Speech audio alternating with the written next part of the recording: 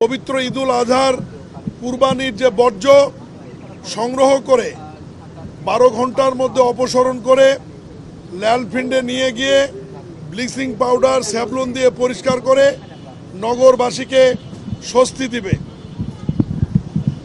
ঠিক তারই ধারাবাহিকতায় উত্তর সিটি কর্পোরেশনের যে প্রস্তুতি এবং ঘোষণা সে অনুযায়ী আমরা মিরপুর 12 এবং আমাদের প্রশাসক মহোদয়ের এই নির্বাচনী এলাকা থেকেই আমরা পরিদর্শনে এসেছি এবং পুরো উত্তর সিটি দক্ষিণ সিটি এই মুহূর্ত থেকে একসাথেই এই বর্জ্য উত্তোলন পরিষ্কারের কাজ শুরু হলো।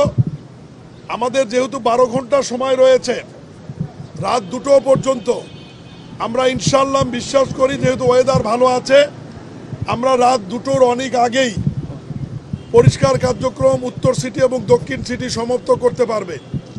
এর বাইরেও আগামী 2 দিন furniture just smarter JMG furniture আমরা পরিষ্কার পরিচ্ছন্ন অব্যাহত রাখবো। যেহেতু অনেকে কুরবানি আগামীকাল এবং পরশু দিবেন, আজকে এখনো অনেকে জবাই করছেন। আমি আসার সময় দেখলাম যে অনেক জায়গায় নতুন করে জবাই হচ্ছে এবং গোশত কাটার কাজ চলছে। এগুলো আমাদের লোকজন সংগ্রহ করে সমস্ত ময়লা আবর্জনা আমিনবাজার আমাদের ল্যান্ডফিল্ডে নিয়ে যাওয়া হচ্ছে। আপনারা নিশ্চয়ই অবগত আছেন যে এই কার্যক্রমে আমাদের উত্তর সিটি কর্পোরেশনের প্রায় 16,000 পরিচ্ছন্ন কর্মী, কর্মকর্তা, কর্মচারী জড়িত আছেন এবং তারা এই কার্যক্রমগুলি পরিচালনা করছে।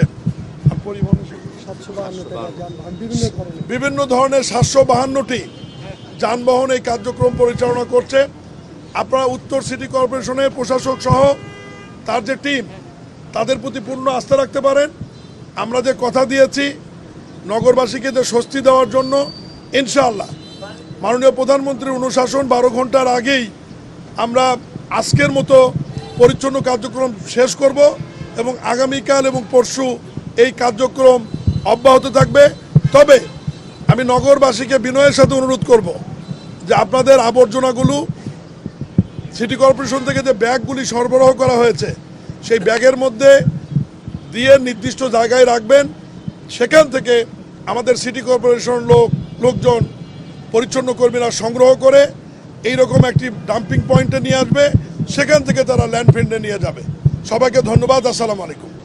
ঈদুল আজহার আজকের প্রথম দিনে আপনাদেরকে ঢাকা উত্তর সিটি কর্পোরেশনের পক্ষ থেকে ঈদের শুভেচ্ছা অভিনন্দন।